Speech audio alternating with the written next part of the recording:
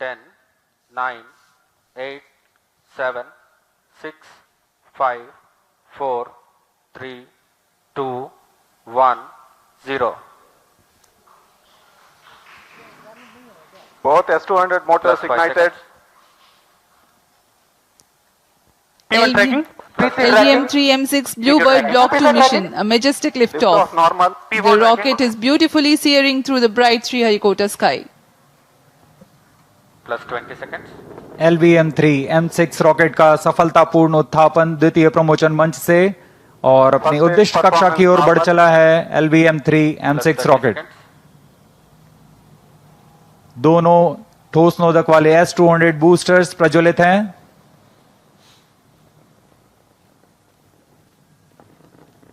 प्रथम चरण का कार्यकाल लगभग 126 सेकंड का होगा और इस दौरान यह लगभग 6000 किलो न्यूटन प्रणोद उत्पन्न कर रहे हैं। Very thrilling vibration at the launch base due to the thrusting of twin S200 motors.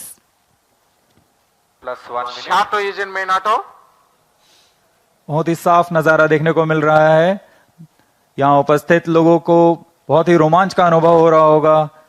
बहुत दूर तक हम इस यान को देख पा रहे हैं और मुमकिन है कि प्रथम चरण का प्रतिगन भी देख सकेंगे।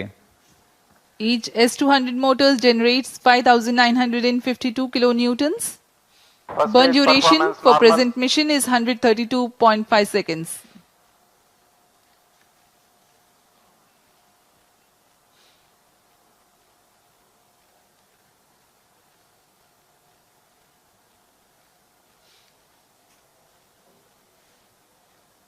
यान अपनी उद्दिष्ट दिशा का निर्धारण करते हुए अपने मिशन को पूरा करने के लिए अग्रसर है।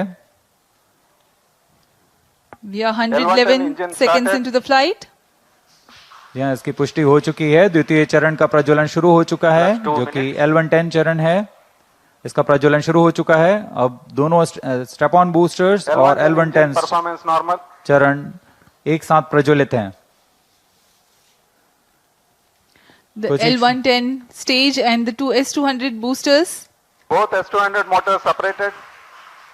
Just now we have had a confirmation of the separation of the two S200 boosters. Range operation निदेशक द्वारा इसकी पुष्टि की गई। दोनों S200 बूस्टर को यान से पृथक कर दिया गया है।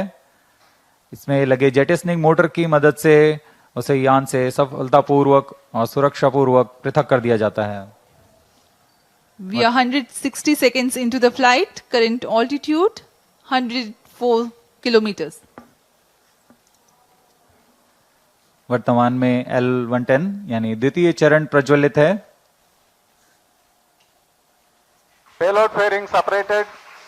Plus 3 minutes. Closed loop guidance initiated.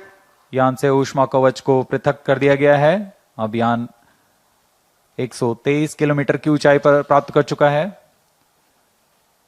और वर्तमान में यान क्लोज लूप गाइडेंस के अंतर्गत स्वतः दिशा निर्धारण कर रहा है। The closed loop guidance has been initiated for LVM-3 launch vehicle. Hereafter, the rocket will use real-time data from onboard sensors to continuously correct its flight path. The payload fairing has been already jettisoned as the rocket has cleared the dense atmosphere. तरल नोदक पर आधारित यह चरण दो उच्च प्रणोद वाले विकास engine की मदद से कुल 1600 किलो न्यूटन का प्रणोद उत्पन्न करते हैं। इंजन की अधिकतम प्रभावी क्षमता प्राप्त करने के लिए ईंधन और ऑक्सीडाइजर का खास अनुपात मिलाकर यह प्राप्त किया जाता है।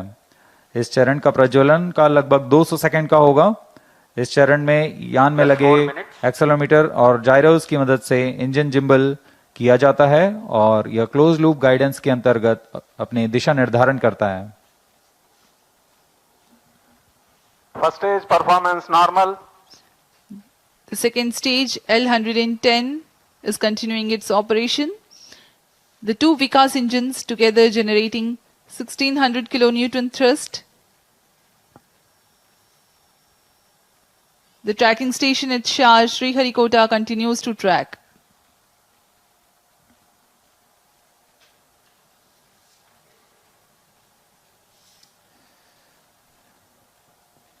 जी हाँ, यान पूर्णतः सामान्य निष्पादन करता हुआ अपेक्षित पथ का अनुकरण करता हुआ उद्दिष्ट मिशन की ओर बढ़ रहा है। Cryo stage authorization issued.